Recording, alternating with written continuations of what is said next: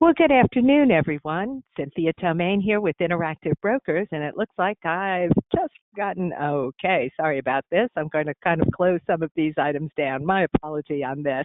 So what I will do is I want to add or bring notice here. I'm going to bring in Robert Green as our presenter today. So Robert, if you could go ahead and take over, let's go ahead and get underway here this afternoon. Thanks for joining me, Robert. Thank you, Cynthia. And let's get started with my slideshow. So welcome, everyone. Today's session is how to set up a trading business for optimal tax savings. There's a lot of new traders with zero to low commissions, with people being home from work at their home where they can trade, with market volatility, with money to be made. A lot of people are coming into the markets. And many of you aspire to have a business or don't realize that you are in business. And there are a lot of tax breaks associated with business treatment. So how can you designate your company or your unincorporated company, your account, a business account? What elections can you make? What can you deduct on your taxes? What other benefits are there? We're going to cover that today. Here's a recent photo of me. I'm a CEO of GreenTraderTax. We've been doing this since 1997 on the internet. And I go back further into the 80s when I started Green & Company. Green, Neuschwander, and Manning LLC is our CPA firm now. My partners, Darren Neuschwander and Adam Manning, are fantastic. They're running the tax production, the compliance side of the business. We're dedicated to traders, investment managers, prop traders. We focus on tax compliance. That means preparation and planning, preparing 2019 returns, planning 2020, trade accounting, consultations. That's what I do all day long. Do you have TTS? Should you elect 475? Do you need an entity? And then we set up the entities. And if we need to have a problem with the IRS or a state, we do tax controversy. There's been very little of that because we have really good practices and the IRS has scaled down. Now we have a virtual communication process. We've always had that. Cloud-based, digital, paperless. When COVID hit, didn't change our operations one bit. We're completely virtual, ready to help you. So that's a good thing. And our people are staying safe and healthy, and we hope you are too. Today's information is educational. You should get one-on-one tax advice from us or from a lawyer. I'm not a lawyer, I'm a CPA, where you need that appropriate advice. Now, me, Robert Green, Green Companies, we're not affiliated with IB, Interactive Brokers. We happen to do monthly webinars, but we're completely separate firms and not affiliated. Now, here's the overview for today. If you are eligible for trader tax status, that's a term that I coined back in the late 90s when Congress opened the door to traders and the trading revolution took off. It's a status different from investor tax status. Most Americans are investment tax status.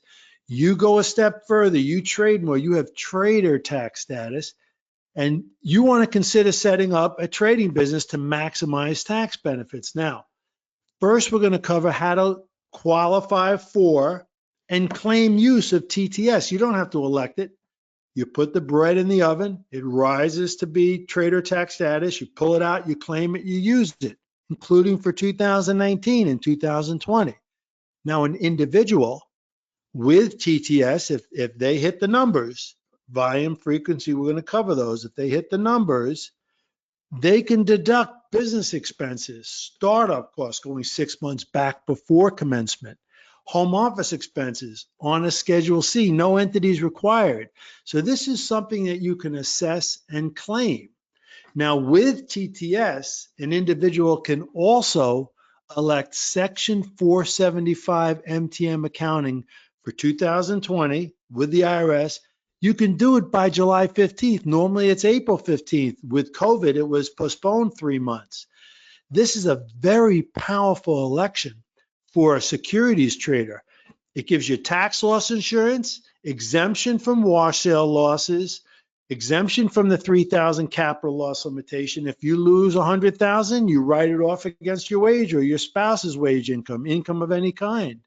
You don't have those onerous wash sale loss adjustments that you hate seeing on the 1099-B. And new with the new tax law, TCJA, you get a qualified business income deduction if you're not making too much money. So there's very powerful savings on the downside, very powerful savings on the upside, but only a TTS trader can do it. So TTS is the linchpin. It opens the door to all the benefits, the business expenses, and the 475 election. If you have a big loss this year, which some people have had with these crazy market days up and down, you could be going long, short, on the wrong side of the trade. If you have a big loss this year, because maybe you don't have any business income, the business is closed or furloughed with COVID. If you have a net operating loss, a net negative taxable income that comes from business, you can do a 5-year carryback. So this is a year where you absolutely want to know if you have TTS. You want to make your election by July 15th. You've got that extra period of time to do it and turn those losses into refunds rather than having to wait to carry them forward to the future. Now, you can even go a step further with TTS. A TTS trader uses an S corporation, an LLC or a corporation with an S corporation election, an S-Corp, to deduct health insurance premiums. They could be $10,000, $20,000 a year if you're for your family. And if you want to save for retirement because you're doing well as a trader and you want to trade those tax deductible accounts, you can have a solo 401k retirement plan up to $63,500 a year. Get an income tax deduction for the health insurance, figure 20, $63,500 for the retirement plan, and then grow that retirement plan. And here's the deal with a retirement plan. You only do it if the income tax savings is a lot greater than the payroll tax cost. And there is no payroll tax cost on the health insurance portion. So if you have health insurance and no way to deduct it, and you got TTS, and you're in a decent tax bracket, and you also want to save for retirement, the S-Corp might be right for you. But if you don't need those retirement and health insurance benefits, you might be okay as a sole proprietor. There's no one-size-fits-all solution. You have to assess the savings, the costs, the benefits, the convenience, and look at the big picture and the details. So we're going to learn different TTS entity formation strategies and whether you should form an LLC taxed as a disregarded entity, single member LLC, a tax nothing, or an LLC taxed as a partnership or a general partnership, or an LLC taxed as an S-Corp. We're going to go through that. Now, an investor without TTS, they get nothing. They can't get business expenses. There are very few. They can get margin interest and stock borrow fees. That's it. No investment fees, no investment expenses, no computer, home office, education, nothing. No health insurance, no retirement, no 475. They get nothing. Recent tax laws led to a wider gulf favoring TTS 475 even more over investors. TCJA, that's the Tax Cuts and Jobs Act that was signed and took effect for 2018. It restricted itemized deductions. Remember, they got rid of all your deductions, the SALT limitation. They gave you a lower tax rate, but they flattened it, the code, and got rid of a lot of deductions for you, not for businesses, but for itemized deductions. The only one left is investment interest expense up to investment income. And then you have to itemize. Don't forget the standard deduction was roughly doubled. So if you're using a standard deduction and you don't have that much margin interest, you're not getting any benefit. But with TTS, it's a business expense above the line.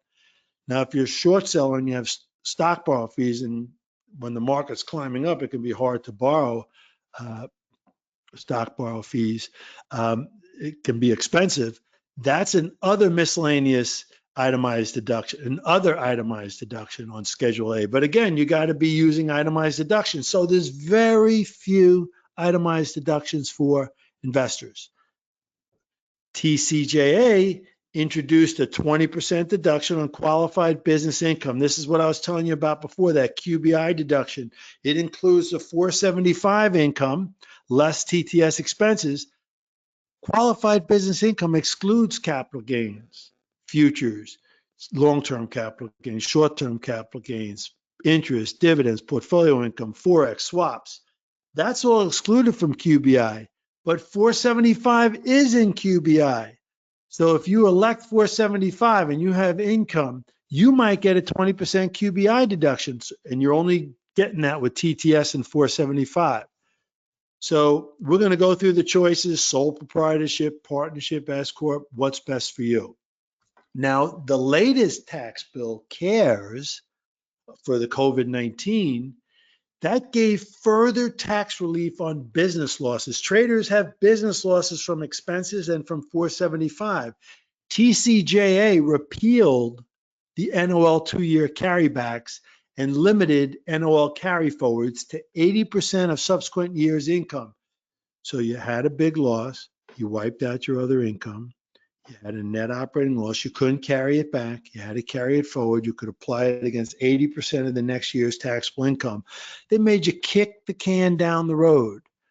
CARES overrides TCJA. It allows NOL 5-year carrybacks, not just this year, for 2018 and 2019. And our clients are rushing to file 2018 NOL carrybacks due on a quickie refund return by June 30th. Otherwise, they got to file an amended return, and that's going to take longer. So get in those NOLs for 018, 019, and you'll get them for 2020. And whatever you don't carry back, you'll carry forward 100%. So if you've had business losses, you want to take a look at 18, 19, and 20, because TCJA introduced an excess business loss limitation. If you lost more than 250 single, 500 married, it was an excess business loss, and you had to put that in NOL and carry it forward. So remember, TCJA, they didn't want people carrying back losses to when there was higher tax rates. To pay for the lower rates, they made you postpone your losses to the future. Now CARES says, well, wait a minute now, we need relief. Let's unwind that. Let people recalculate. No excess business loss, no forced NOL carry back, beef up the NOL, carry it back. So now remember, the CARES allows 475 elections by July 15th. So for this year, you can elect 475. But for prior years, you could not. You missed the boat. So you can't recalculate 18 and 19 adding a 475 election. You had to have that in place in those years. So let's now talk about how to become eligible for trader tax status. And we got 90 minutes today, so we're going to 1:30. So we have a lot of slides. Stay with me here. It's all good, packed with a lot of tax savings information. So now you're sitting there and you're saying, Bob, you sold me. I understand TTS is just beneficial. There's nothing bad about it. It's just going to help me. Unless I have no expenses, only gains, I have health and retirement in my work, I don't need it. Yeah, some people like that, but most people do. How do you be eligible for it? We have golden rules that we've been publishing our guide since 1997 annually, every year. And the golden rules change a little bit from year to year. It hasn't changed since the last few years. And it's based on tax court cases. There's no statutory law. It's court cases, case law. And it's our conservative analysis of case law and our experience with the IRS. And if you meet our golden rules, we feel really good about signing your return with TTS and winning that case for you. So volume. These are the big three on this first slide: volume, frequency, and holding period. Why do I say they're the big three? Well, they're the most important and the easiest for the IRS to verify. When you talk about intention, hours per day, it's harder for the IRS to tell how you're punching your clock on hours per day. So volume, 4 trades per day, 16 per week, 60 a month, and 720 per year annualized per the Pope court case. Now count each open and closing trade separately, scaling in and scaling out separately. If you're making complex options trades, you can count the legs separately. If you put the legs on separately, the spreads. but not if the broker does it for you. If you put on trades and the broker just breaks down the lot sizes for you, it's hard to claim that. So in our guide, we go through some more of the details on this, but basically, if you're doing 2 round trip day trades a day, that's 4 total trades. We're counting totals, not round trips. Next up, frequency. You execute trades on close to 4 days per week. So if you're trading securities markets with a 5-day week, or if you're trading futures markets with a 6-day week, including Sunday night, we want to see your frequency rate at 75% or more. Now, the tax court cases bounce TTS, trader tax status, at 40%, 45, 50. You might get away with 65 or 70. This is one where we turned it up a little bit to give a little bit of a cushion. So if someone tells me, Bob, I have 4 trades a day, 4 days a week, that gets to that 16 trades a week that I was looking for. And in the Pope court, they really focused on the monthly. They focused on the 60. Now remember, the tax law says regular, frequent, and continuous. And this is what we think is regular, frequent, and continuous. Next holding period. This is the most important factor. And this one has a bright line test. Bright line test means statutory. It's not just, it is case law, but this, you got to hit this number to the minute, to the day, otherwise you don't have it. Per the Endicott court, the IRS said the average holding period must be 31 days or less. So if the average is 31, obviously you can have some trades over 31. Now, if you initiate a trade and you say, oh, I'm going to let my profits run, which some smart hedge funds do, or I'm going to nurse my losses, which is not good trading axiom, you might have a position run past 31 days. That's still a trading position. That's not a segregated investment position, which you don't have to count for TTS. But your trading positions, you do. So if you have a lot of trades that go over 31 days, but the bulk of your trades are day trades and swing trades held a few days, your average is going to be under 31 days. Should it be weighted average? That's not clear in the tax court. So calculate the big 3, and hopefully you're good on the big 3, and then move on to the other factors. You can trade full-time or part-time.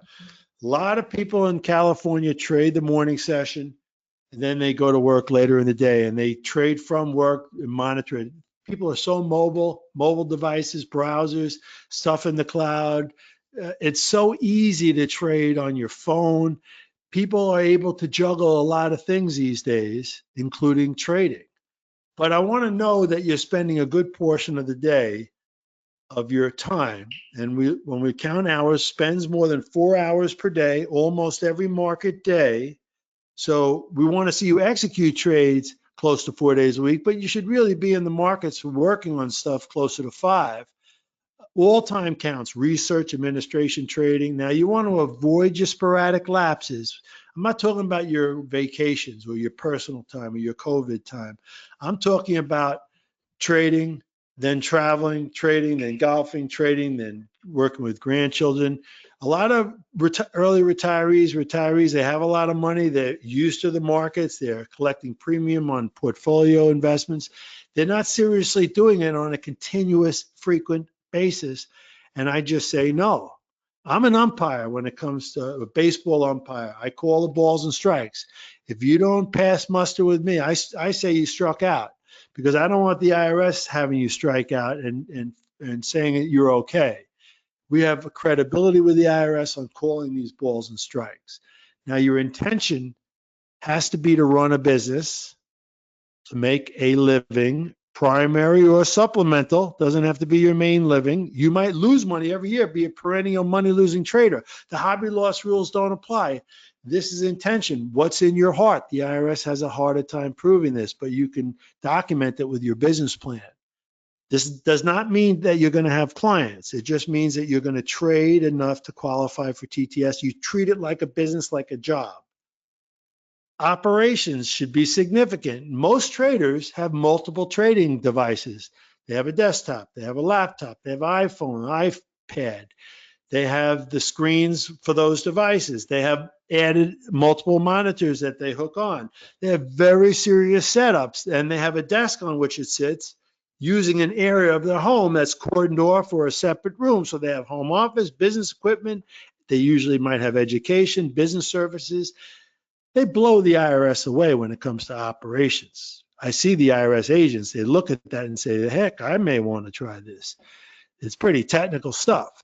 Account size, it should be material. If you're a securities trader and you want to be a day trader, you need 25,000 on deposit with a US-based broker to be a patent day trader to get 4-to-1 intraday margin lending. You may not pay overnight margin interest, but you're getting intraday 4-to-1 rather than normal 2-to-1 on a margin account. Now, if you're trading futures or Forex or cryptocurrency, we want to see a minimum account size of 15,000. Now, if you have $50 million and you're trading with 25,000, it's not material. If you have $25,000 to your name and that's what you're trading, it's material. So it's an absolute number and it's relative too. But you can be a multimillionaire and still have TTS with 25,000. Now, what doesn't qualify for TTS? Now, these two first topics is something that's really trending in the market and changing. And I don't want to disenfranchise you from using a robot or computers. I'm all for auto everything. I mean, we use automation in our practice everywhere we can. Automated trading systems, algorithms, black box. I call it ATS, automated auto trader. If it's created by a third party, so you're an auto, we had this years ago, you're an auto executive in California. You get a third party ATS that does entry exit signals and has API scripting hooked into IB for automated execution. And you spend, you tell me your volume and frequency and I see, hey, it's 5 days a week, hundreds of trades a day, but you're spending a half hour a day. Doesn't add up. Are you doing automated trading? Yes, I am. Are you a programmer? Did you create the ATS? No, I'm an auto executive. I'm a marketing MBA. I don't know anything about coding. I didn't create anything. I just bought this system, turned it on. It's making all my trades. Now, common sense dictates some of what we do. When it comes to taxes and accounting, one of the things I love about it, I was a philosophy major to start in college. One of the things I love about it is logic, theory, common sense, what's fair, what's right. The tax code aspires to do that. Sometimes not very well, but that's what it tries to do. So that auto executive would turn the switch on and just had all those trades. He's a passenger in the plane. He's not really a pilot. I want you to be the pilot in the plane using automation and manually flying. More and more automated these days. So if you self-create the automation, that's good. And a lot of our clients are engineers from Silicon Valley. They write their own script. They do their own system, or they're traders, but they happen to use ATS as part of their macro program to learn from it, to see what it's doing. And the ATS might do entry and exit, but not API scripting for execution. The ATS may put out 20 signals a day. They may depart and cherry pick. They enter and exit different from the system. They have different stop losses. They significantly depart. So then they can get credit for that volume and frequency. It's a little bit of a moving issue. I'm going to write more about it in the future soon. Trade copying service, the second bullet point. You sign up for an education firm. They give you a software in their platform that puts out 15 trades a day. Hey, consider this, that, the other. You do this, that, and the other. You just do everything they put out. You don't put any thought into it, very little time. Should you get credit for that from the IRS? Now, a lot of people I noticed depart from the trade copying service, like the ATS. They cherry pick, they significantly depart. No one or two customers has the same outcome. So it's different. Now, this all comes back to the old law that is on the books of engaging an investment advisor. If you're an investor, you sign up for the broker's robo-advisory service, or one of these financial services firm that millennials like, where everything is automated. Well, if it happens to be hitting the numbers with a lot of day trading system, should you get TTS? Probably not. What are you doing? It's really an outside investment advisor service, whether it's a person or a robot. Now, trading retirement funds, that's not trader tax status. That's separate. That's investment. You're not running a business in your retirement plan. So these are concepts that I'm working more on. Let's get into the meat and potatoes of what that about sole proprietorship, partnership, or S-Corp, LLC S-Corp, because we're almost a half hour in. So we got plenty of time to cover some of this good stuff. Let me just drink something for a second. So what we've done so far is open the door to some of the benefits. And we covered how you're going to qualify. Now, a lot of IB traders, they are active traders. They've always been attracted to low commissions and great services and platform and technology. So a lot of TTS, a lot of IB clients have TTS, where you might go to some of the other main brand firms. They may have active investors that just don't hit the numbers, and they're not going to get these benefits. All right, sole proprietorship. That reminds you of the mom and pop store, not the LLC, S Corp, or C Corp with a lot of employees. But there are some big businesses that are Schedule C. Sole proprietorship doesn't mean that you have to have no liability protection. You can be a single member LLC disregarded entity. So if you've ever been a sole proprietor in the past, like let's say you're a computer consultant, you didn't want to be an employee.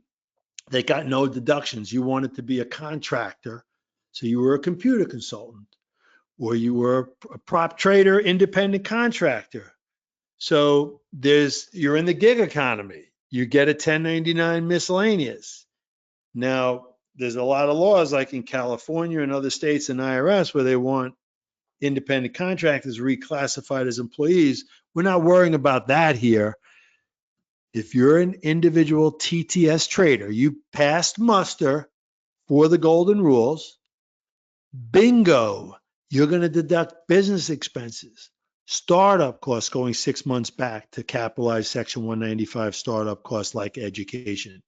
Home office expenses might be 10 or 20% of your home. Every expense related to the home, including lawn care, which you may hear from me soon here because I'm at home today and the guys come today.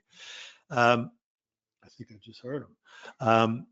So every expense that you can think of related to your business is going to wind up on a Schedule C. And in our guide, we show you how to make sure you're getting a deduction for that, because like home office requires income. So you got to point it, the home office deduction to the business trading gains. So there's a lot of strategies on the tax return that's in our Greens 2020 Trader Tax Guide. But the bottom line is you're unlocking all these expenses on a Schedule C and the home office form 8829. Now, here's the thing. Traders don't have revenue on a Schedule C. They report trading gains and losses on other tax forms, securities 8949, futures 6781, 475, form 4797. Now, in the guide, we talk about transferring some of the gains to Schedule C to unlock Section 179 depreciation or home office. There are different strategies. We're not going through that today. We're not doing tax compliance consulting today. But the key thing is that these expenses, 5,000, 10, 15, 20, more with borrow fees, they're all above the line deductions from gross income, and they reduce self-employment income. So if you have a second Schedule C as a consultant and you're paying SE tax, it reduces that. Now you can just use your individual brokerage account in your name, your social security number. You can have a joint account with your spouse. I do prefer that the trader spouse be listed first on that, because now if you are the trader and you trade your spouse's individual account that you're not on that account, the IRS can say, well, the spouse is an investor and you're an investment advisor without compensation. And so you couldn't count it for TTS. So make sure your accounts are set up properly, but it's just an individual account. You don't need a separate EIN and employer identification number. If you want to hire employees, you may need that for payroll. There's no election or filing needed for TTS. There is no filing required with most states for a TTS sole proprietorship. Now, in your local town, they may say, well, your laptop, your equipment, you should pay property tax on because you're running a business. It's very unlikely that they would pick that up or that would come up as happening, but that's something you'll look into. It's not a typical business where you hang out a shingle with customers. There isn't a tax election for claiming TTS. That's the key thing. A lot of people will contact me after this session. Bob, I love what you said. I got TTS. I want to make the 475 election next year, not this year, because I have capital loss carryover. How do I elect TTS? There is no election for TTS. It's determined based on facts and circumstances, and we're going to assess it now. We're going to peek in the oven to see if the bread is rising, but we don't know for sure until the end of the year when we take the bread out of the oven and see if it rose. My wife made some great bread yesterday with the bread maker. I've been loving it. That's one nice thing about being at home. So I like to use the analogy of bread. It's the proof is in the bread. The proof is in the pudding. It's not based on intention. What actually happened? Did you hit the numbers? So you can claim it after the fact and add the Schedule C. Now, don't confuse that with the second element of TTS 475. TTS is undergraduate school. It's university. You claim your diploma, you graduate. But before you graduate, you want to get your election off to grad school for 475. Now, only TTS traders that go to undergraduate school can go to grad school 475. However, many TTS traders don't want to go to grad school. They don't need it. They don't want to make a 475 election. For example, a TTS futures trader might skip 475 to retain the lower 60/40 capital gains rates on 1256 contracts. So not everybody wants to go to grad school. So they're separate but related. You can elect 475 on securities only. That's where you get the tax loss insurance from the wash sales. That's where you also you can do it on commodities, but we suggest on securities only because, again, we want to retain the lower 60/40 rates on commodities. Now, you can do it on both.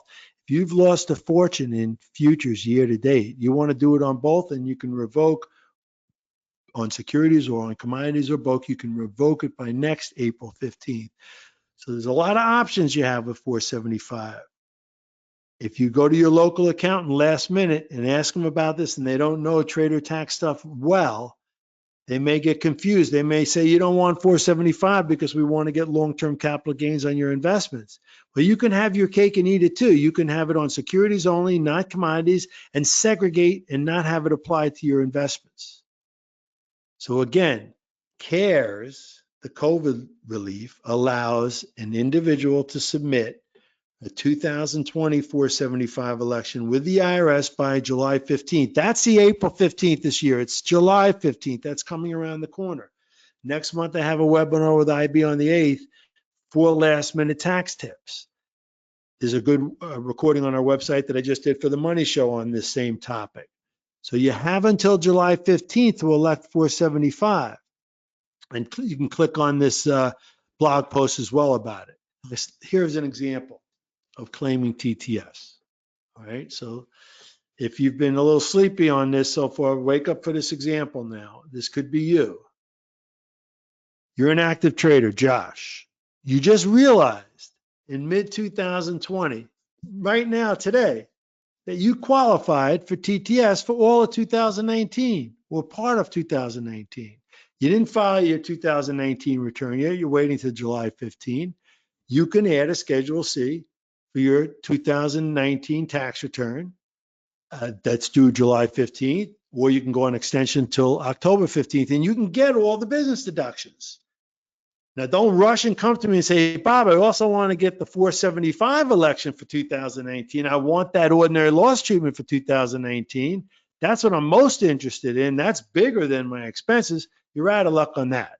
You had to elect 475 by April 15, 2019. If you wanted private letter ruling 9100 relief, that was due October 15, 2018. You missed the boat on 475, but you can get the Schedule C expense benefits. All right, that's good. Maybe you had gains and you didn't need 475 last year. So you're good on the past. You're good year to date this year. You got the Schedule C from January until now, but Josh wants to go a step further. He wants to form an S-Corp going forward now because he wants to deduct health insurance for July through year end. With an S-Corp starting in July, you can't deduct the health insurance from June and May and prior. And Josh figures, hey, I'm going to make some nice money between now and year end in the S-Corp, and I want the high deductible retirement plan. And as a new taxpayer S-Corp, I'm going to be able to elect 475 within 75 days of inception of the new entity. So with the S-Corp, Josh can also arrange health insurance and retirement plan deductions.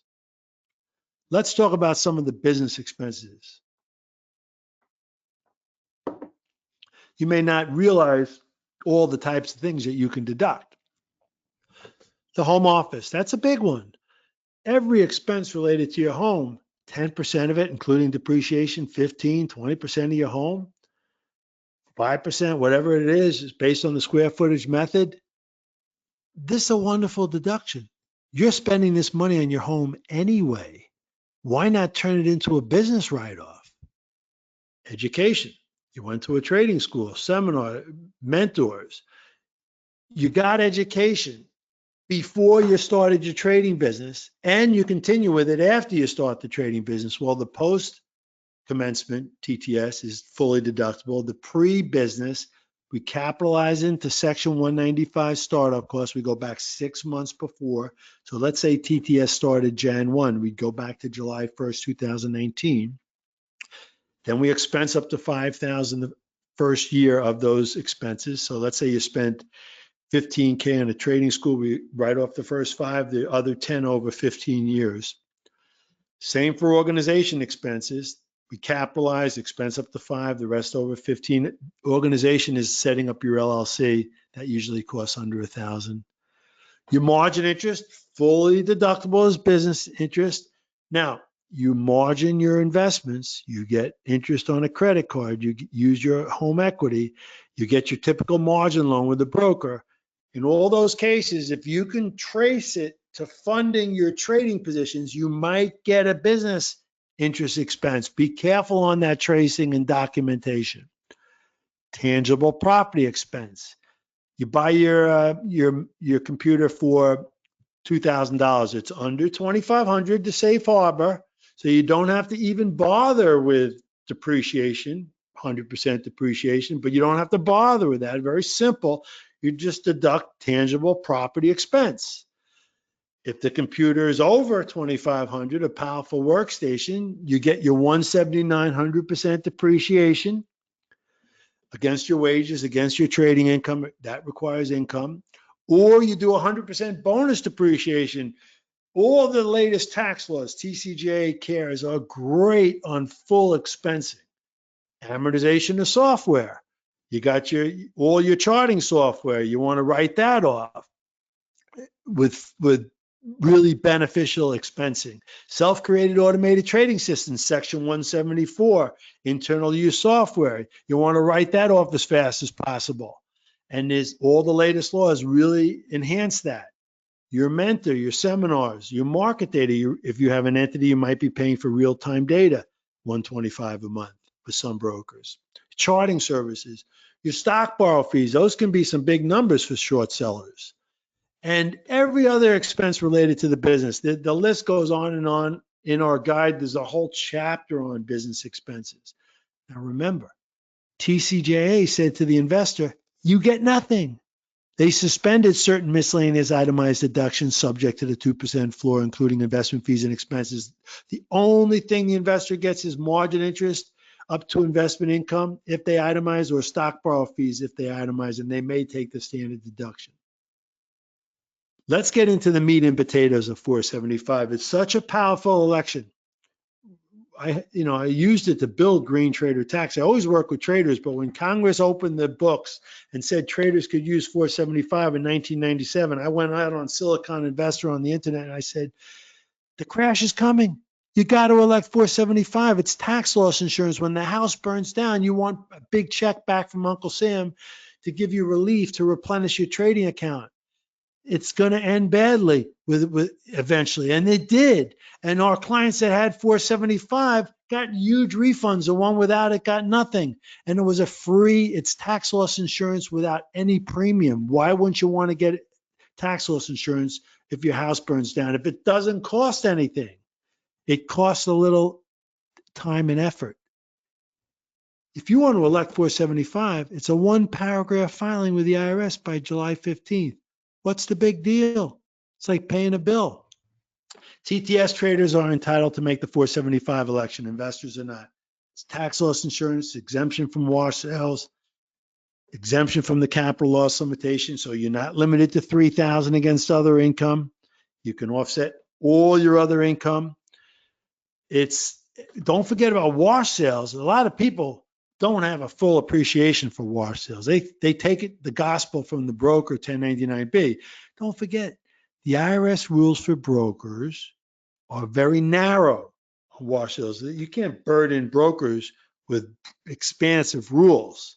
It's really tough what they have to do already. So the broker calculates wash sales on an identical symbol per the one account. The IRS says to you, wait a second, you can be trading stock and stock options on the same symbol, playing games. So we want substantially identical positions between stocks and options at different expiration dates, apples and oranges. Also, we know you can sell it in one account and buy it back in another account and easily defeat us on a wash sale. So that counts too. It's across all accounts. Well, there's no way that broker A is going to communicate with broker B. So when you apply wash sales correctly with good software, like let's say a trade log software, you download your trades and generate the 8949, your wash sale loss adjustments are based on IRS rules for taxpayers. What a potential pain in the neck. You got to do it with your IRAs too. Your IRAs, your spouse's IRAs, if it's married filing joint, Roth, traditional.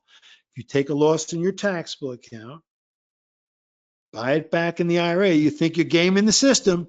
I'm going to book this loss. Then I'm going to buy it back in my IRA, get the growth in the IRA tax-free until retirement. Look at me. I'm gaming the system.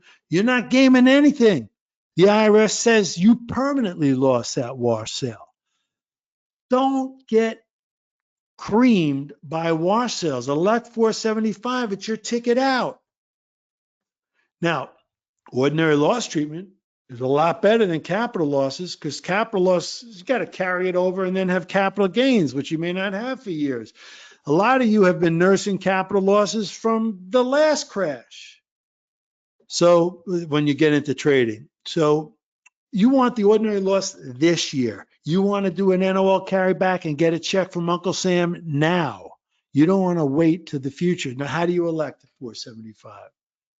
Very simply, an individual TTS trader can choose 475 for 2020 with the IRS by July 15th, the postponed deadline. Now, a partnership or S-Corp formed during the year is considered a new taxpayer. That's the loophole.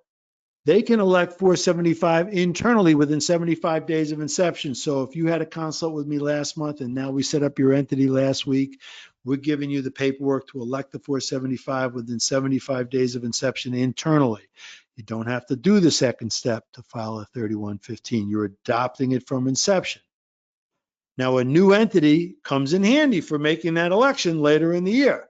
So if you don't elect for July 15 because you want capital gains to use up a capital loss carryover to get a clean slate, then we get a do-over with the entity to elect 475 going forward. It's too late to elect 475 for 2019. That was due April 15, 2019. So think about capital loss carryovers and how they work versus 475.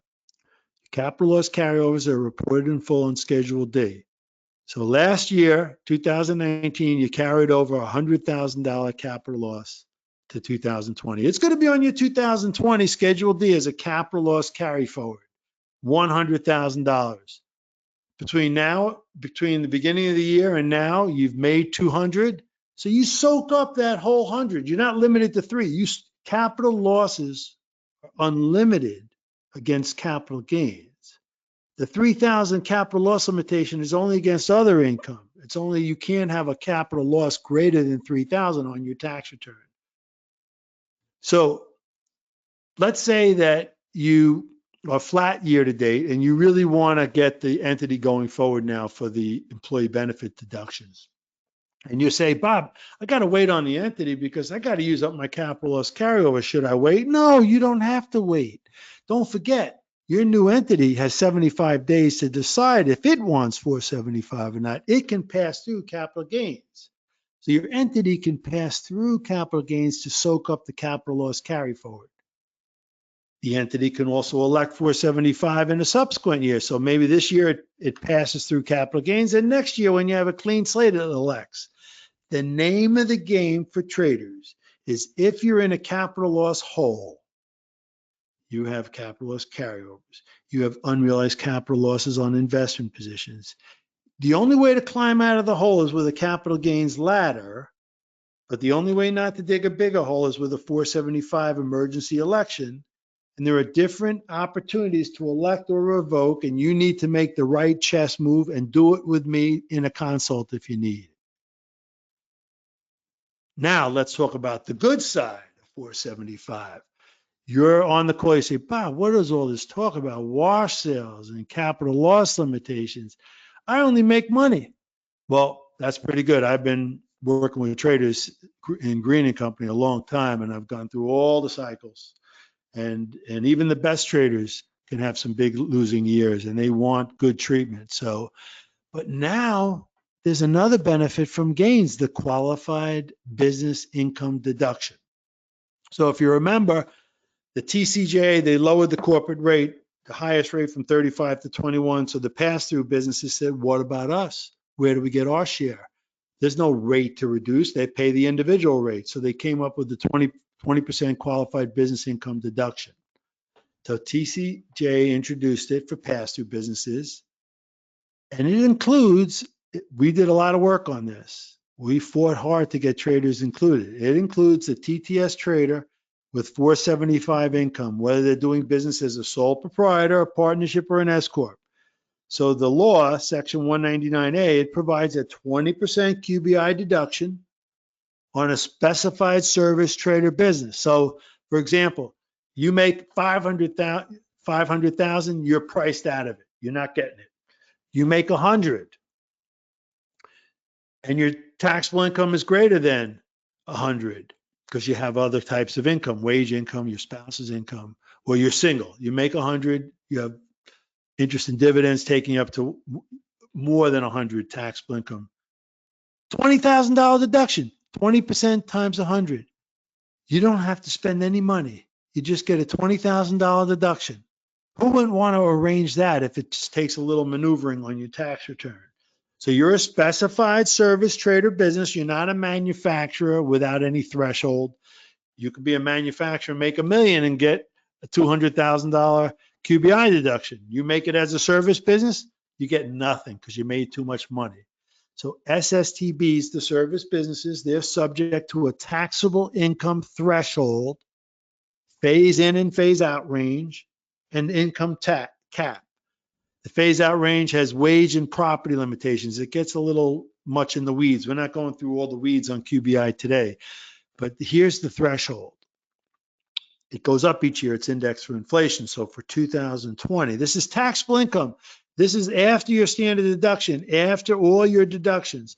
So if your threshold is 326, married, 163, single, or other taxpayer, like there's no wages and property are not needed for this threshold. So you're a Schedule C trader, you're single, your taxable income is 150,000, your QBI is 50,000, you might get a $10,000 deduction or 20 on the 100. Now, if you make more than that threshold and you're Schedule C, you get nothing. But if you're S-Corp and you have wages, then those factors kick in and you get a little something, but it really tails off fast. And above the phase out, you get nothing. So it's a little tricky. There are new tax forms for this. The software should be good on this. Now, your hedge fund might not pick up QBI and 475 because they may take a different position than us. We lay out the rationale for traders for getting it. Read our blog posts about it, consult with us about it. Again, QBI includes 475 only. It excludes capital gains, dividends, interest, Forex, swaps, investment expenses. It's 475 income and TTS expenses. So you made 120 trading, 475. You have 20,000 of expenses. Your QBI is 100. Your taxable income is higher. So there is, on the lower of, you get the $20,000 deduction. Bingo. Wonderful. Here's an example of 475 in the QBI deduction. I kind of gave you some examples already. TTS Trader has 2020 year-to-date capital gains of 60,000. He skips the 475 election. Why would you skip it? You got 60,000 year-to-date. You're in line to get the QBI deduction. Why skip it? Well, you want to use up your capital loss carryover of 45 and get a clean slate. So then you do the do-over by setting up the general partnership with your spouse or your single member LLC S-Corp, and you elect 475 on the company level because there's no more capital loss carryovers. And then you figure you're not going to get over the projection of taxable income so you can get your QBI deduction. Now, if you know that your wages and your spouse's wages already have you well over the threshold, then you're not going to get the QBI deduction. But you still want 475 on the entity for the tax loss insurance. So you got to make the right chess moves. Don't make all the moves on your own. Understand the content. Understand the big picture. Don't rely on your local CPA who doesn't understand the nuances. Do a consult with me to work it all out. We get all this done in 45 minutes, and you get a full memo out of it as well. Then you move on. I pass the baton to my partners when you use us for tax compliance, which is our bread and butter, our core practice, because you got to execute all this stuff on your tax returns right. You get one little red flag, one nuance. You don't want IRS problems. You don't want to miss the boat. You don't want to botch. But you want to structure properly. And that we do with me in the consultation. So what do I mean by pass-through entities? Well, we're going to pass through the income and loss to your individual return. The company is a taxpayer. The company is a tax filer. You got to file a tax return. But on that tax return, there's a K1. So you pull the pie out of the oven. That's the company. You slice up the pieces of the pie. Half the pie might go to one spouse, half to the other spouse, and then wind up all on your individual tax return. But it's a separate tax filer, but not a taxpayer. Now, in most states, entity level taxes are nominal. It might be a $50 annual report or $10 with e-filing. In California, it could be as high as an $800 minimum tax. It's usually under $100.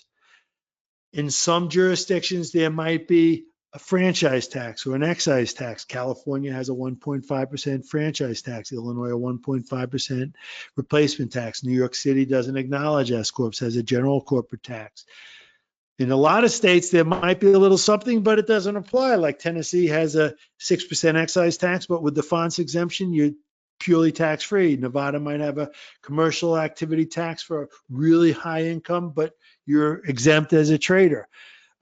So that in most states, the tax involved is extremely nominal and not really an issue. But you want to know before you plow forward. And you don't just say, I'm going to set up in Wyoming or Nevada. You got to register in your home state if you set up out of state. There's really no benefit setting up out of state because you got to register in your home state and deal with your home state taxes. You want to think about marriage, state, community property, state residence, the state tax rules, annual reports, minimum taxes. In almost every jurisdiction, it's a non-event. But in California, Illinois, and New York City, it requires a little bit more planning. Texas has a margins tax, but you got to make $1.4 million to trigger it.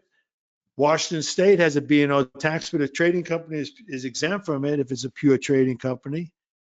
The partnership in Illinois is an investment partnership, even with trader tax status, exempt from the replacement tax. And a lot of times when there is a local tax, you can use salary to avoid it, like the franchise tax in California if you're maximizing the solo 401k. We have all that knowledge. We'll go through it all with you. So the basics, the TTS partnership. Remember, we're going to 1:30, so we have time to get through these slides. 1 second. You can download these slides, look on your dialogue, and also there's a recording so you can go back, play back the section that you want, because we are covering a lot of content. So this is the definitive content you need. So a trader can organize a spousal LLC and file as a partnership.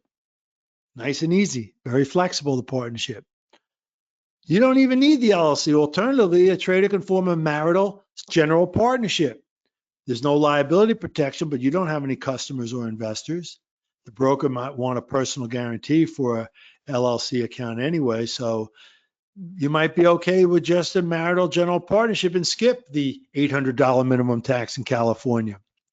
Now, partnerships, whether they're general or LLC, they file a 1065 partnership tax return. Establishing a separate legal entity does not alone generate the tax benefits. If you go to a local accountant and they don't fully understand the nuances of trader tax, they may say, well, why don't you just set up an LLC? That will give you business expenses. No, it doesn't. The organization must hit the golden rules, must qualify for TTS. Consider this. Out of 30 hedge funds, only one type of hedge fund is a day trader fund that has TTS. All the others don't, and they don't have any business expense treatments. Their management companies have business expenses, but they don't. Now, you can't just set up a hedge fund structure. That's a family office. You have to have significant outside investors in the family office to have business expense treatment. Otherwise, it's an investment company. Investment partnerships without TTS, they have suspended investment fees and expenses. They didn't solve anything. You got to do the hard, heavy lifting for TTS. An investment partnership cannot have business expenses. And like any partnership, you're not having officer compensation and employee benefits. So the investment partnership cannot use 475. You got to have TTS first. First, see if that's in the cards for you before you think about the entity. So you're going to file your partnership 1065. You're going to get a K1, and then you're going to put that on your Schedule E. So the partnership enters the 475 income or loss and the business expenses all combined really nicely on the Schedule K1, line 1 for the business income or loss. The owner reports positive income on Schedule E because she has 475 income less expenses. It's positive. Looks nice on your tax return in the active column. It's not a passive loss activity under the trading rule. That looks really nice. Now you'll report capital gains and losses if you're passing those through. It could be some long-term capital gains that was segregated. Portfolio income, that's on separately stated on Schedule K1. That just goes on the appropriate forms of your tax return. Now, in the partnership agreement that our outside lawyer prepares for you under our guidance as part of our entity formation service, and then you engage the outside attorney separately for a very low fee, like $235. There's a provision that you can have unreimbursed partnership expenses. So you don't have to run every expense through the partnership. You can run your home office as a UPE, your home computer as an unreimbursed partnership expense. Now, why would you want to set up a partnership, an LLC partnership, as opposed to an S-Corp? Well, the S-Corp is more formal. The S-Corp, the IRS is looking for payroll. That's the payroll for the health insurance and retirement plan deduction, but you don't need those. You have those health insurance and retirement covered already in your job or other business. Why would you be interested in a partnership? You're interested for ring fencing. You want to ring fence your trading from your investing. You want it to look better than a Schedule C. You want the late year 475 election. So if you trade substantially identical positions that you also invest in, it could invite the IRS to play havoc with the reclassification of 475 versus investment positions.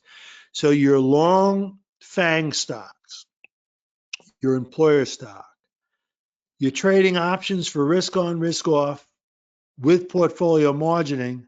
so that it's not naked options trading around those investment positions. You want 475 for the losses on the trading positions, and you want to have your cake and eat it too on the investments for deferral of long-term capital gains at year end and eventually long-term capital gains.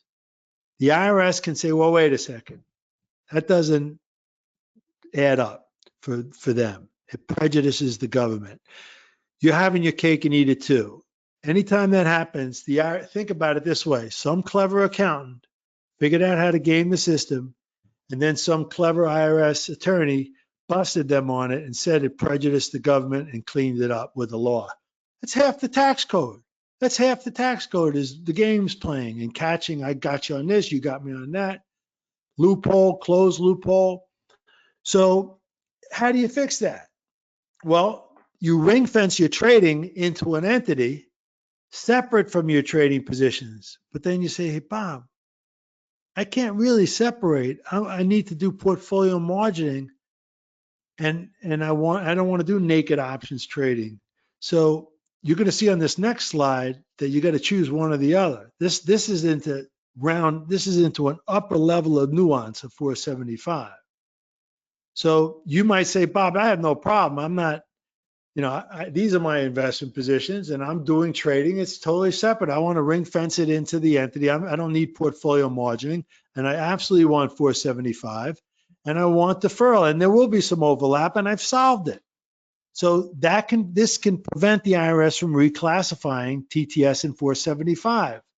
So remember, you don't want the IRS to grab at your investments into ordinary income with mark to market, getting rid of deferral and long-term capital gains. And you don't want the reverse, them booting out a big loss, $1 million loss, and saying it's an investment capital loss.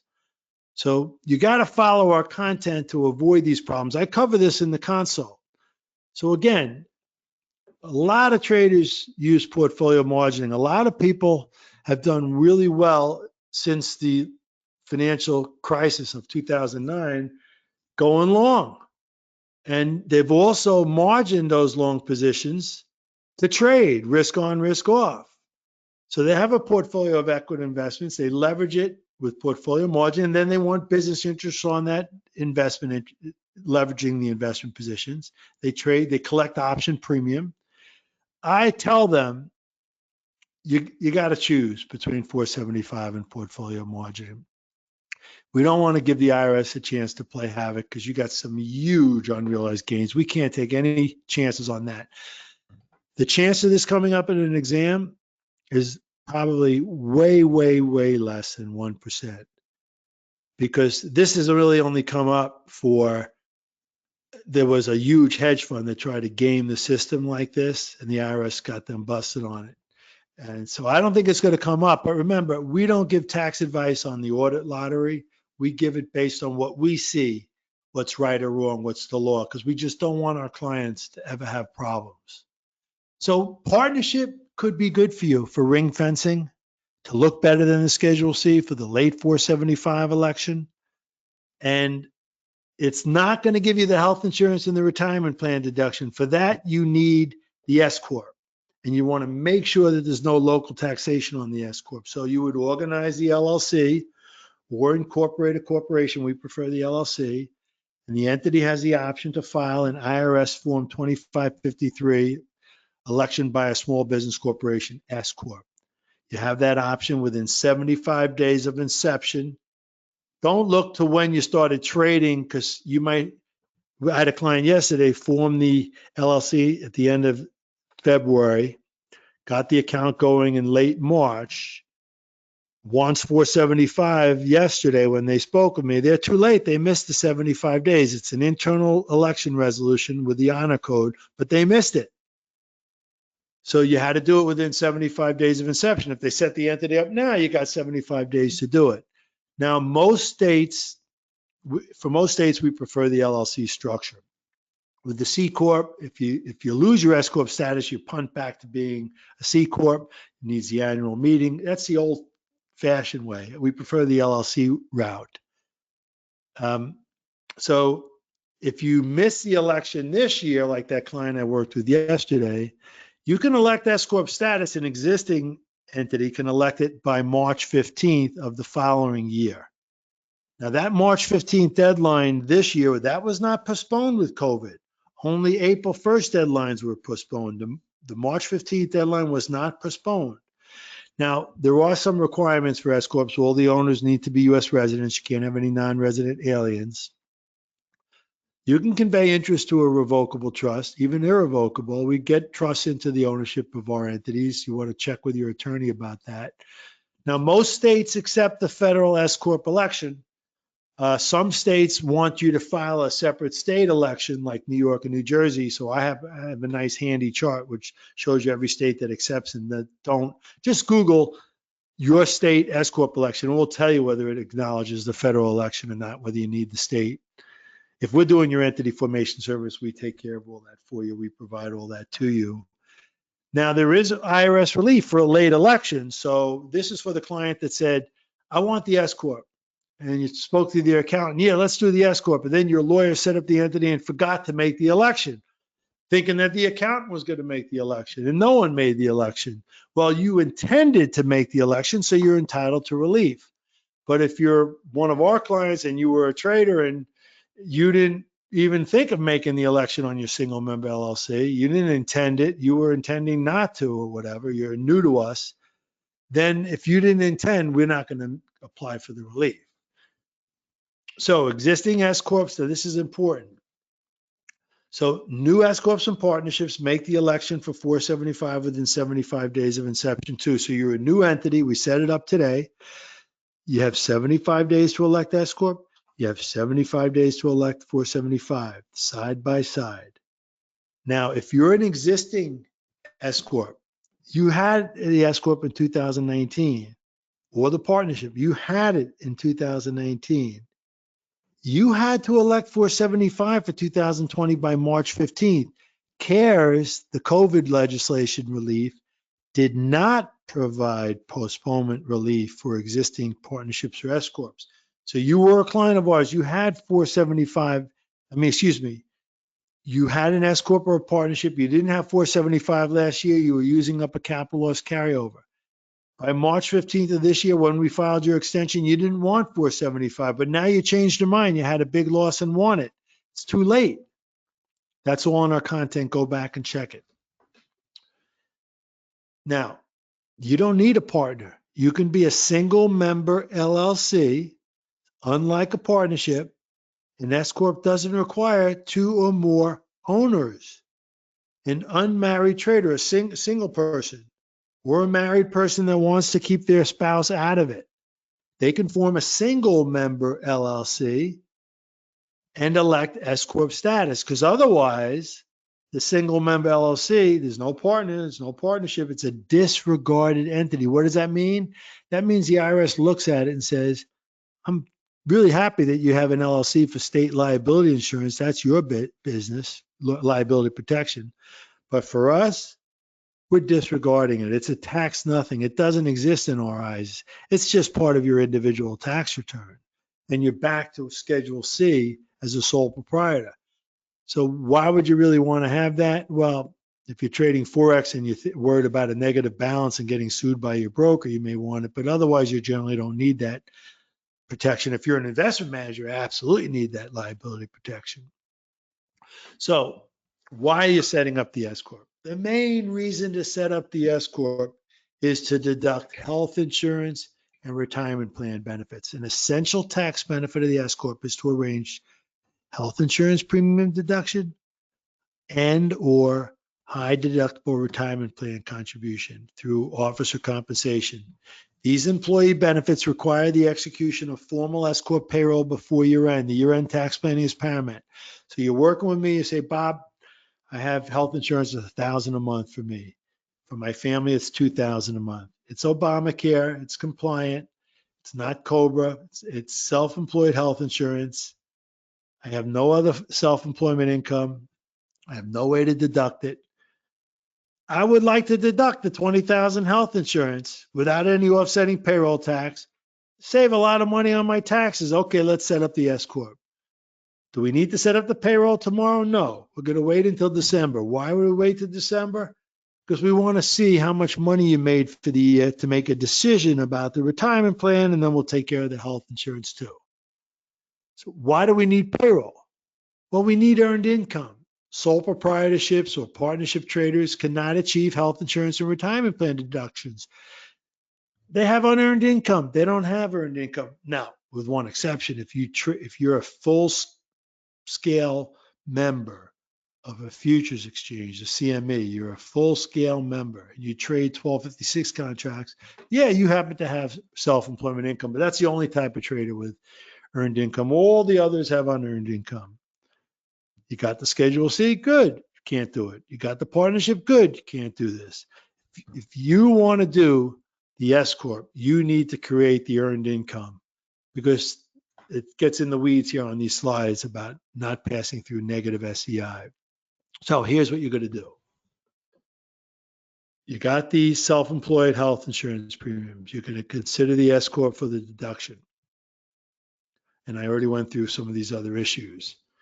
The savings is going to exceed the costs. So here's an example. So the married securities traders in a high tax state, they might have a $24,000 deduction that they're looking for. Their combined rate, federal and state, is $30,000. They can save $7,200. You might be in a higher bracket, save $8,000, $9,000, $10,000. There's no offsetting payroll tax. Bingo, the S-Corp makes sense for you. Now, if you happen to have a health savings account in conjunction, which must be in conjunction with a high deductible health insurance plan, like a bronze plan, that part, the HSA contribution, you don't need earned income for. So that's a good thing. So let's talk about how to do it for the retirement plan contribution. I'll show you more examples on them both in a second. So one second.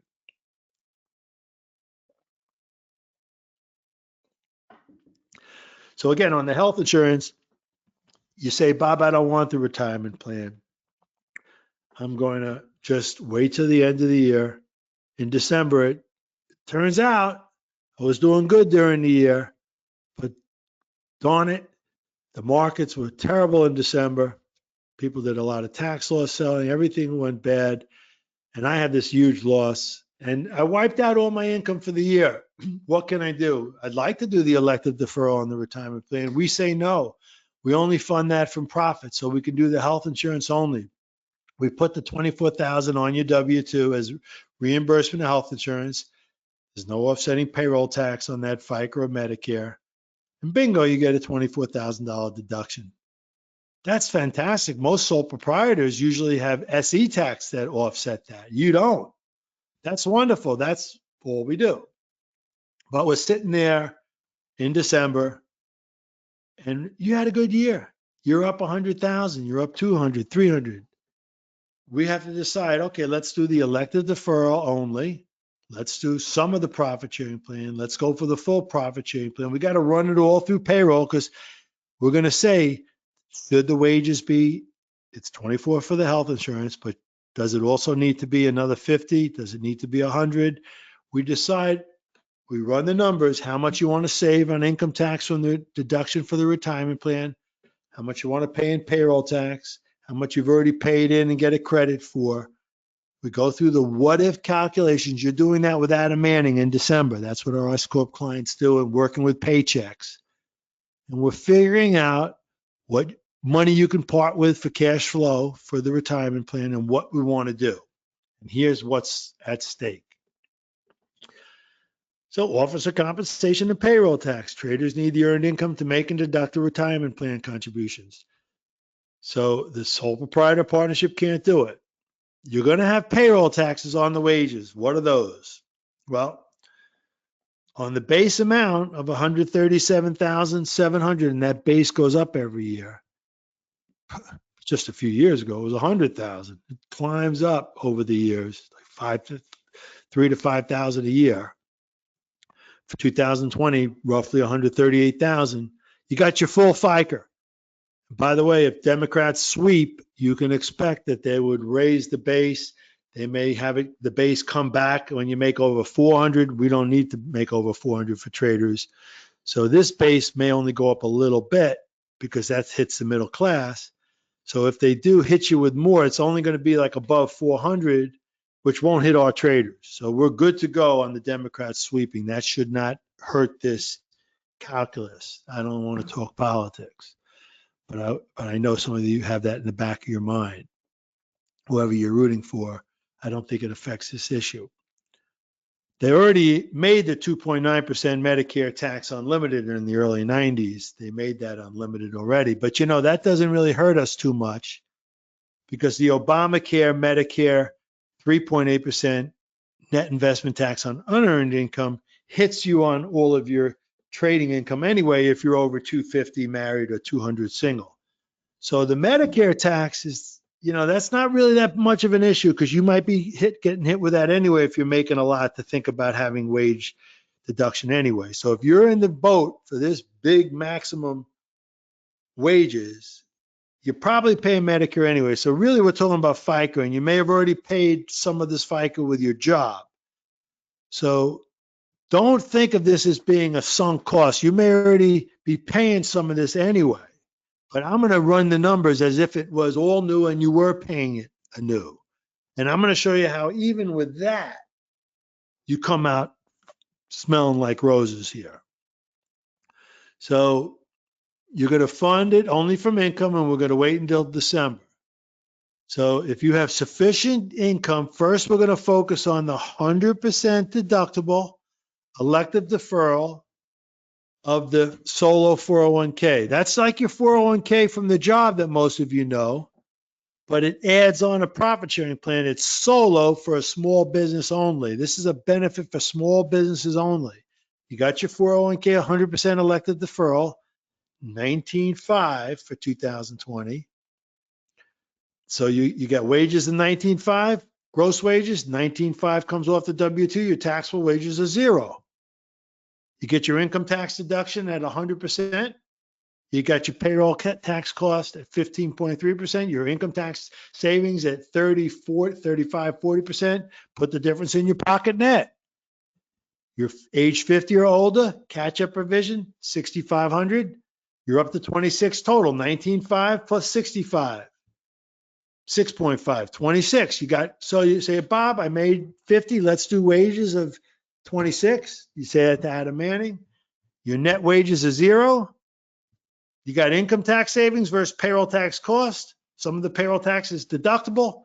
Bingo, you put 3, 4, 5,000 in your pocket net. That's where the biggest juice is. But then you say, hey, Bob, wait a second. I made 200. I want to go for the whole gusto. I want to do the profit sharing plan too. So you want to unlock the 25% deductible solo 401k profit sharing plan contribution. All this is being decided in December when we see where you stand for the year. We can't wait until year end because we got to work with the payroll provider. We got year end holidays. We do this in early December. Now the elected deferral, the 19.5 of the 26, that you're paying into the plan by the end of January. The profit sharing plan 37.5, you don't have to pay that into the plan until September 15th if you're on extension. Now you need wages of 150,000. Why? 37.5, which is the limit, divided by 25% is wages of 150. So you're going to be paying the maximum FICA. So let's go through the savings. Let's go through the math. So you're going to have it, you're over age 50, so you're going to deduct 63,500. You're going into a traditional plan. That's the 19.5, the 6.5 catch up, plus the 37.5 profit sharing plan. 63.5 without, if you're not age 50, it's 57. All right. So this unmarried trade is age 51. They get the full 63.5. They made 225, their taxable income's 200. They're in a 32% marginal tax bracket. That's not 35, that's not 37. They're in a decent bracket, but not the highest brackets. And their state rate is 5%. So their income tax savings is at 37%. So they're going to deduct the 26,000. That's going to save 96. So on office of compensation at 26, she contributes the maximum ED of 26, saving 96.2 in federal and state income taxes. I thought I did the full, hold on a second.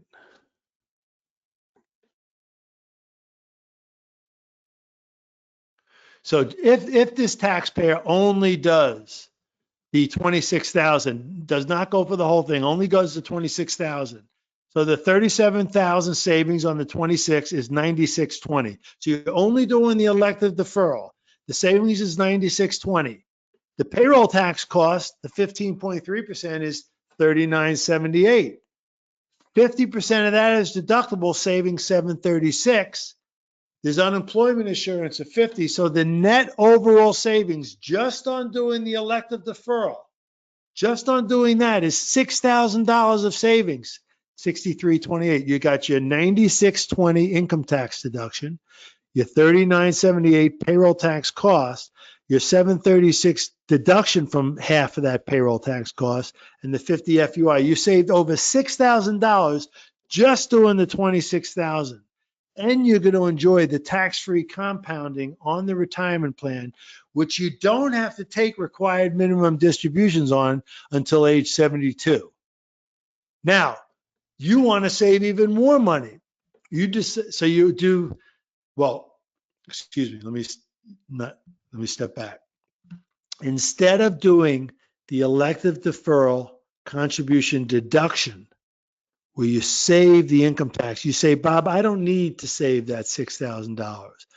I would rather put that elective deferral, $26,000, into a Roth solo 401k. So for the elective deferral, instead of doing the 26 where the most tax use is and saving the $6,000, you're going to give up that savings to put the elective deferral into a solo 401k Roth for permanent tax-free growth and contributions. With the traditional plan, you got to have your RMD, required minimum distributions, where you take out, a small, very small amount, but you got to start taking it out, and it's subject to taxes.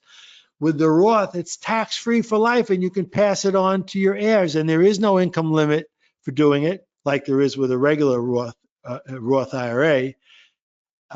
And it's only for the elective deferral. For the profit sharing plan, you need to do that for traditional only. Now, if you wanted to do the profit sharing plan for that 37.5, then you're pretty much paying only a little bit more. You're paying FICA and Medicare. The savings is very negligible because it's only 25% deductible. I showed you the math for the elective deferral portion only, not for the full profit sharing plan. The biggest tax juice is on the elective deferral. A lot of our clients max out. There is additional tax savings. It's not huge, but the tax savings comes from putting more into the retirement plan and growing it tax-free. Think of this as a day trader in securities. You're not getting deferral. You're paying your taxes every year. It could be you're paying 40% marginal rates, federal and state. 40% every year goes to Uncle Sam. Imagine compounding that 40% and not paying Uncle Sam, and compounding it for 10, 20, 30 years until retirement. Think how much you can grow that account. It's a wonderful thing to consider. A few miscellaneous things. If you're the S-Corp and you want to get reimbursed for the health insurance, for the home office deduction for some of your outside expenses that you paid, you got to use the accountable reimbursement plan before year end. It's more formal with the S-Corp. And again, you're going to set up the entity probably in your home state. If you live in California and you set up in Delaware and Nevada, you're still required to register in California. So all the costs of setting up in California, the minimum tax of $800, you're going to have to pay anyway in California. Plus, you're going to have to pay to keep up in Nevada or Delaware. So it's just a wasted sunk cost. You're passing the income to your home state anyway. Now, some of you may say, Bob, the new tax law opened the door to C-Corps, which it absolutely did. Why not pay a 21% flat rate? Now, that's a flat rate. You may be in a lower bracket. A lot of traders, new traders, are in a lower bracket than 21%. So paying 21% is ludicrous. Now, here's the problem for traders. It's not just the 21%. If you're in the top individual brackets of 37%, it's the 20% accumulated earnings tax that very few people talk about. Now, public companies don't pay AET because their earnings and profits are reinvested in the business. There's a war chest plan, even for Apple, that might have hundreds of billions of dollars of cash. They have a war chest plan to spend that money. For a trader, it's hard to argue for a war chest plan. So the IRS is going to tax those earnings and profits, which is as if it was a pass-through to begin with. But by getting hit with the AET, it's a lot worse than a pass-through. And then don't forget about double taxation on the state level. Now, here's the other problem. The IRS might not grant trader tax status in a trading company, C-Corp. And if they treat it as an investment company, there's no deductions at all. So it's very dangerous to consider a C-Corp for your trading business. So we don't support that. We think you're better off with a pass-through. So to wrap up here and then get to your questions, we'll go a little late. Look at this grid. Investor gets nothing. The TTS sole prop, they get the business deductions. They can elect 475 by July 15th this year, 3 months of additional hindsight. That's wonderful. They can get the QBI deduction. Now, they can't get the officer comp health insurance and retirement plan. If they want to ring fence and go for a better use of 475, they can go for the partnership, the late year 475 election. But having an entity might trigger professional data feed fees. It's a separate entity tax return. That can look really nice, by the way. Work with your local accountant for your individual return. Use us for the partnership. Ring fence. Keep it separate.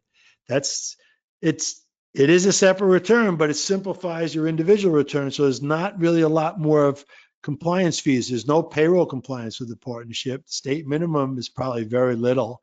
So the partnership might work for you.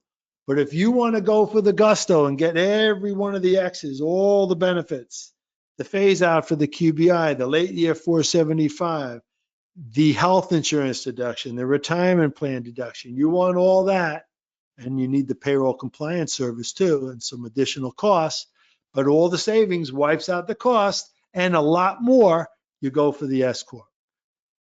There's no one size fits all. So click on some of these blog posts, navigate around our website, click on the consultation to have that with me, the entity formation after that, you do the consult first. If you have TTS for 2019, you're a candidate for our tax compliance service. We can still get the extension and 475 election done for you for July 15. If you're new to it and you want it for 2020, do a new client evaluation with us after October 15. So come over to the website, GreenTraderTax. Don't give us a call. You don't get the quickest answers that way. Send an email, because I answer a lot of emails, but I don't do any phone work. So the best thing is because our team is tied up with so much, we're so virtual, that the phone is more the old-fashioned way to do things. So come over to the website, navigate around, and let's look at some of your questions. So I'll come back, bring up my dialogue, and bring up the questions.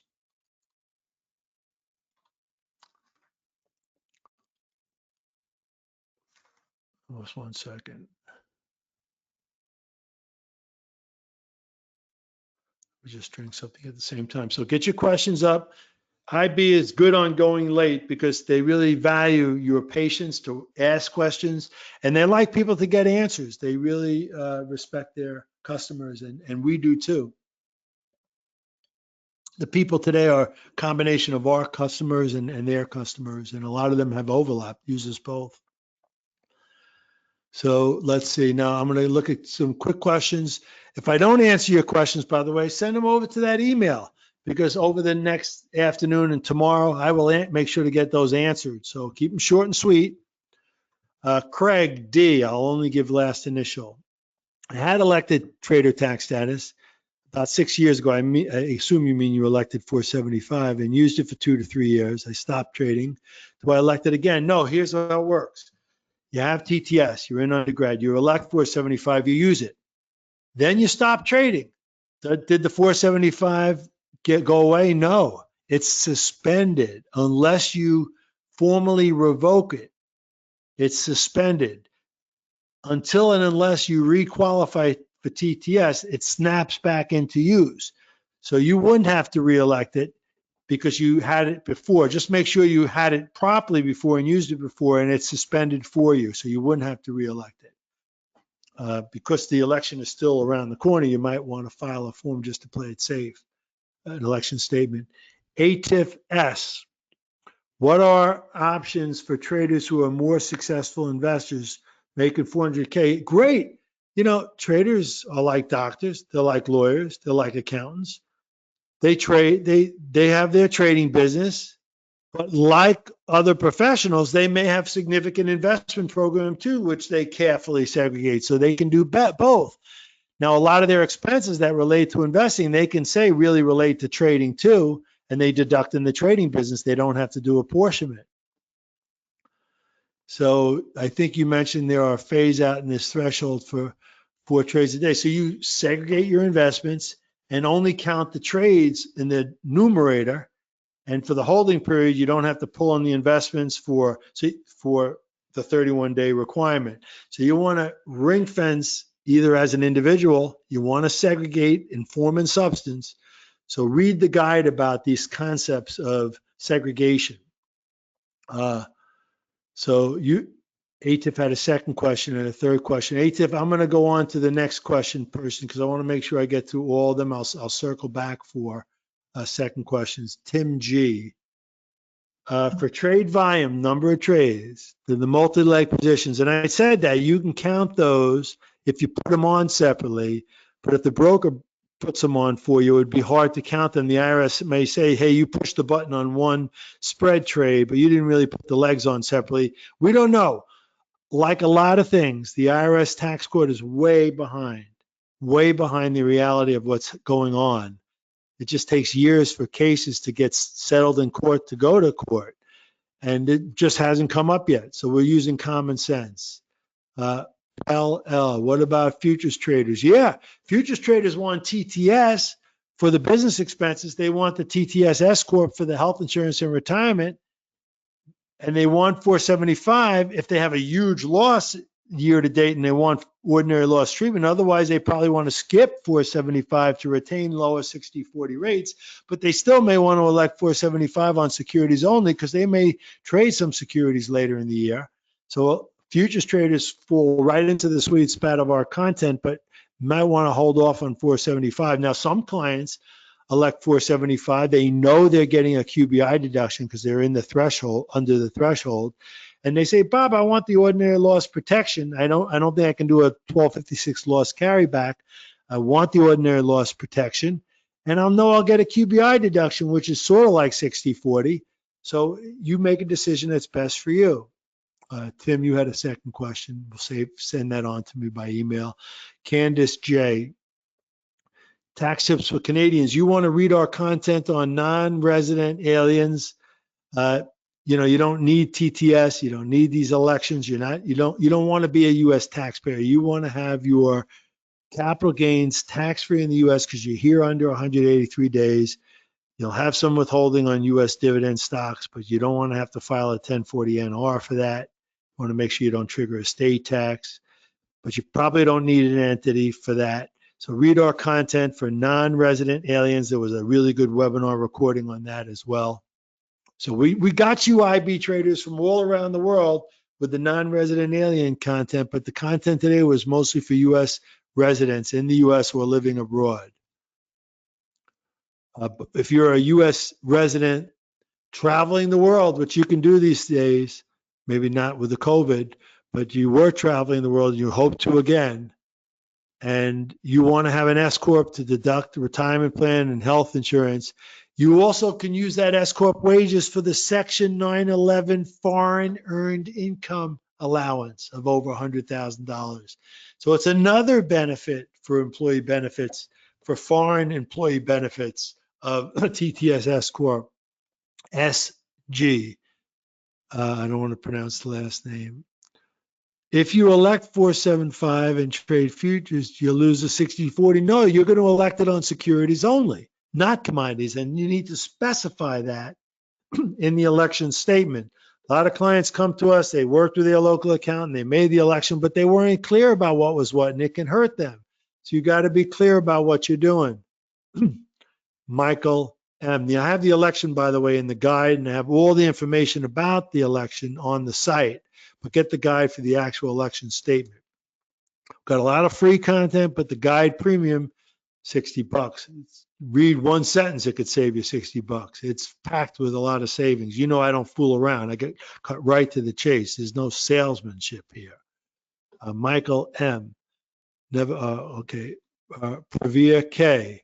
Can a sole proprietor without LLC claim TTS? Absolutely. Yep, we covered that. Some of you got your questions up before we answered it. This was 12/12 when you asked that. Constantine T.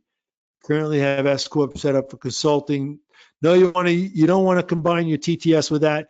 You want to have a separate entity for each line of business. Each one is different for QBI purposes and how QBI is assessed. You don't want tiering. You don't want to water down your TTS. You want to keep it separate. Chona T. Are trades in an IRA account counted? No, you remember I said that, but you asked before I had said that. No, none of the retirement stuff counts. Now, all you might be retired, trade your IRAs only, not qualify for TTS. Maybe do a Roth IRA conversion at one point. That's fine. Just trade your IRAs. Do well with that. I mean, and don't worry about expenses. You may not have a lot of those. You may have an intermediary that allows you to deduct some of the expenses, not a fee to yourself. So it's not the end of the world. I cover that in the guide. David V. What about Forex currency? Well, you got the golden rules, but 475 is for securities and or commodities. Commodities include 1256 contracts. Doesn't include Forex. But Forex is a whole other world. You want to consider the Forex capital gains election on a contemporaneous basis if you trade the majors to get into lower section 1256G, lower 60/40 capital gains rates. Come to the website, click on Tax Center, then Tax Treatment, then Forex. Read about that. That's really important. We help a lot of Forex traders. So the TTS, the entity, all that helps, but not 475. 475 is not for crypto. It's not for Forex. It's not for ETN prepaid forward contracts. Krista Gill, G, I won't say the full name. It was more than Gill. Is the volume requirement status prorated? Yes, it's 15 a week, 60 a month. 720 is annualized for the year. You might have only traded half the year. So just because it's part year, it's okay. If you start in November, it's too late. If you start October 1st, you still can qualify for Q4, which can really help you setting the table for 2020. So if you got it for Q4, you want to go for it to set the table, which could help you for your 475 loss in 2020, even if you just claim it for Q4 2019. Steve G. And by the way, Cynthia, if you want to do a hard break at any point, just jump in. I'll keep going on the questions, figuring like 1:45, maybe a few minutes after that. That's fine, Robert. I do have a hard stop at 2 o'clock. Okay, so good. I'll be back and let you know. Thanks. And there was a lot of people are still here. You know, what's great about questions is they're well thought out, and the person who raises the question, 20 other people might have a similar question. So it's good, and it gets to stuff I might not have gotten to the nuance of. So I appreciate these questions. Steve G. Is it based on the number of contracts? No, it's based on executions. A lot of people start talking to me about contracts. I want to know about trade executions, trade confirmations. John T, a different John T. What about vacation? Vacation's fine. You take your summer vacation. You take your 2 weeks off here, 3 weeks off there. But if it starts looking like sporadic lapses, like you're really not taking it serious enough, it could be risky. Rajiv R. Can a full-time worker with W-2? Yeah, you can do it all. You might not need the S-Corp with the health insurance retirement because you may max out the 401k in your job. You may not want the 401k in the job because you don't like the investment choices. But yeah, you still can go for it all. A lot of our clients set up a side business trading, see how they can do. And once they start doing better in trading than their job and feel they want to go, their dream is to go full-time trading, they do that. But in the meantime, they've had TTS, they've had 475, they've had a lot of these benefits. They've been able to do both at once, especially working at home now. A lot of second questions here. Tim H. With the TTS, is it true that all exchanges will consider professional? Absolutely not. TTS is no one's business but yours. The broker doesn't care anything about TTS. Some brokers will give you 475 reporting without WAR sales if you tell them. That's dangerous, because how do they know whether you qualify for TTS or made 475 election or have investments mixed in with your TTS trading? So a professional means that you are an investment advisor with outside clients, or if you have an entity. So some brokers like IB charge higher professional data fees on an entity account. So you got that extra cost of the data. If you're getting your data from DOS Trader or something like that in their platform, you're already maybe paying higher rates anyway. There are some other brokers that may have higher commissions, that may absorb some of those rates. That may not last for long. Unfortunately, the vendors did that. They can't police your entity to know if you have investors. Years ago, I worked that out with the vendors, but not of the last 5 years or so. I hope that situation resolves itself a little better, because it's a pain in the neck when we have to consider that as a cost for the S-Corp. But still, the S-Corp can blow away that cost savings as well. But we want to sort that out before we move forward with the entity. So Chris B, is an IRS acceptable to have 10, 15K deposit offshore broker? Yes, some clients go offshore, like with CMEG or whatever, to get around patent day trader rules. We don't like that. We don't think it's a great idea, but that doesn't rule you out from being a tax compliance client of ours. If you go with an offshore Forex broker, that goes against Dodd-Frank CFTC rules on American retail customers. So we won't work with you for tax compliance, because we think it's a tacit endorsement of something that's inappropriate. So you still need 15K though for account size for TTS. So that offshore account with 5K is not going to cut the mustard. So we still wanted the 15K. Joseph R. And then how is your money protection safe? You're not getting 1099 reporting, so think twice about that. If you work with the U.S. broker and sign up with their foreign affiliate, that could be considered an offshore account. So again, American retail customers know those rules for Forex. Joseph R. To account for 4 hours a day, it's throughout the day and night, all time included. Even doing research, including watching CNBC. So keep a nice diary and a trading plan. Save some of your sessions for cash. Let's try to get wrapped up here. Richard F. I'm a registered investment advisor, LLC. You want to separate that from your TTS. You might have set up a single member LLC disregarded entity, gone with the S-Corp, had a trading business, and then morph into your investment management company, and then maybe have a hedge fund and morph your trading into the hedge fund. You had a long question. I don't want to go too much into it. It was more RIA stuff, but eventually you want to keep it separate, your TTS, and you don't necessarily want your trading capital in your RIA, because that would make it available to customers who could sue the RIA. So you want to separate it. We do a lot of work with investment managers as well. Alex M. Would I qualify for TTS, start trading this month? Yeah, you can start trading, qualifying this month. Shoshona N.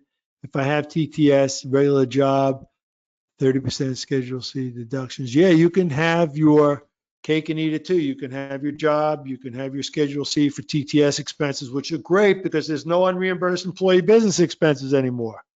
So you got this great outlet for deducting your expenses. You have your little home-based business, your home office, you got everything. Everybody wants to have a business these days because they want to deduct the home, they want to deduct expenses. They realize the employee, just like the investor under the new tax law, gets nothing. There's no more employee business expenses. Deduction on Schedule A. Chris K. With an LLC S-Corp. By the way, we could have a whole session just for questions. There's so many questions. You can see that, Cynthia. I mean, it's probably going to be a little disappointing because a lot of people have multiple questions. I'm doing short change on reading their questions. We're rushing it. We should do one of these with, maybe we'll leave a nice piece on the next July session that we're doing in July 8th. We're going to do an hour of content. We got a good half hour just for questions. Baruj G, can you talk to someone? Absolutely. Do this 45-minute consultation with me. I talk to you, go through all your questions, give you a nice 4-page, 3-page memo. A lot of stuff comes out of it. That's just what you need. Christopher J, Can the entities have two activities? No. Qualify for TTS 475 professional services? No. The idea of the entity is to ring fence trading separate from your return. Why then load it up with your other business to water down TTS and confuse the IRS on QBI and more? So we don't really want that. If you got your consulting business, that's giving you your health insurance and retirement plan deduction. You probably don't need the S-Corp for trading. You could do that as a sole proprietor. So I look at the full picture when I give you a custom solution. It's got to be customized. Don't call one of our competitors. Everyone walks in the door. They sell you two entities. Whether you have TTS or not, they're just salesmen. It's completely unethical. They're not CPA firm. Don't do that. They don't have your interest at heart. They're just trying to sell you stuff. Half the people that come to us wanting an entity, I talk out of the entity because maybe the costs are greater than the benefits. I don't want an entity client coming to us at year end saying, why did I do the entity? Where's the beef? Jason S, double tax, yeah, on the C-Corp. Met 2P. Would you prefer in California LLC or C-Corp? I prefer the LLC / S-Corp for the retirement plan deductions. If you're just doing ring fencing with a partnership, we could skip the LLC and have just general partnership and not have the LLC user fee and 800 minimum tax. And we do the S-Corp if you want to max out the retirement plan, and we know we have the wages to avoid Medicare tax. And we have a lot of second questions, third questions. Geoff A, can you set up S-Corp LLC structure, live outside the U.S.? Wife, both U.S. citizens? Absolutely. You can live in Thailand. You're just the ones I'm talking about to get the health retirement and the foreign earned income exclusion. Absolutely. What a dream job. You live there in Bali. I did one with someone yesterday living in Bali. And you can live around the world and line up that foreign earned income exclusion. You're in a country with zero tax. You deduct 106,000 and change. That's not even taxed on your U.S. return. You get the health insurance and retirement plan deduction. You got the 475. That's not just having your cake and eating it too. That's having a cake with great icing and eating it too. Cal P, thanks. A few years back, can I contribute stock as capital? No, I want you to contribute cash. We don't want you to do ACAT transfers. It can confuse the accounting. A lot of second, third questions. Richard, Joe, I'm not sure if you asked already. Do you have to elect 475 every year? No, it's just once. Then it continues on your back. Sue, why? Must I create trading account in the SMLC? Yes, you can't trade in the personal. The IRS will say, where's the beef? You got to have the LLC account. Don't just trade the individual account. You're opening up a new account. You're not just changing the name. Sue Van K, what if you don't qualify? You're out of luck. Swing traders can qualify. You have 50 trades so far year to date. You don't qualify. You got to have 60 a month, 15 a week. So you got to do the heavy lifting. It's not for everyone. You come to me. Turns out I got my health insurance with my spouse. I don't need a retirement plan. I'm young. I don't have a lot of expenses. I don't qualify. I'm trading futures anyway with lower 60-40. Should I push the envelope on TTS? Absolutely not. Do not have the tax tail wag the dog. I never like that. You're in the markets to make money. Find a way to make money. Active trading is not for everyone. Just because it might be very little commissions or zero on some platforms, professional platforms, or zero commissions on lighter platforms, doesn't mean you just trade to make them a trade. Do not do that. Trade to make money. Then see where you stand. It happens that a lot of you fall into the sweet spot of what I'm talking about, but many of you don't. That's okay. Find other things that you can do.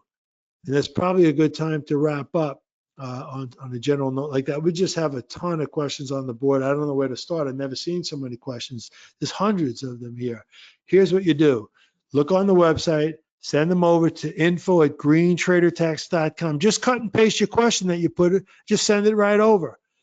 I have some appointments later today, and then I have a break for tennis after that, and then whatever after that. But I will get to all these questions later today or tomorrow during the day. So I always answer questions, these short ones that come into the Green Trader Tax, and I'll answer yours, and I'll suggest what to do next, and I won't rush it. So thank you all for coming, and Cynthia, thank you so much for hosting again with Interactive Brokers. Well, Robert, this has been terrific and a lot of interest here. Now, for everyone still in the session, I do want to point out in the handouts panel, there is a PDF copy of today's slides. You'll find at the end of the slides, it also includes contact, or the best way to contact Robert is included there. So you can download them directly right now before we do exit today's session. Now, by the way, we've also been recording today's event, and it will be listed later on today on the Interactive Brokers website. Underneath the Education menu, you can find the webinar section where you can locate today's recording. But I'll also be sending it to you as soon as that recording becomes available. A follow-up message will go out to each one of you that includes both the recording link and a link to the webinar slides. So with that, we are going to conclude our session today. By the way, as Robert mentioned, he'll be back with us on July 8th for tips and additional tax information ahead of the July 15th deadline. So you can actually register for that as well. So with that, once again, thank you very much, Robert Greene, for a terrific session here today. A lot of information and a lot to digest. So do watch your inbox later on, everyone, for direct links to the information provided today. Have a great rest of your day, everyone. You can exit using the X in the upper right-hand corner of your screen. Have a good one. Thank you.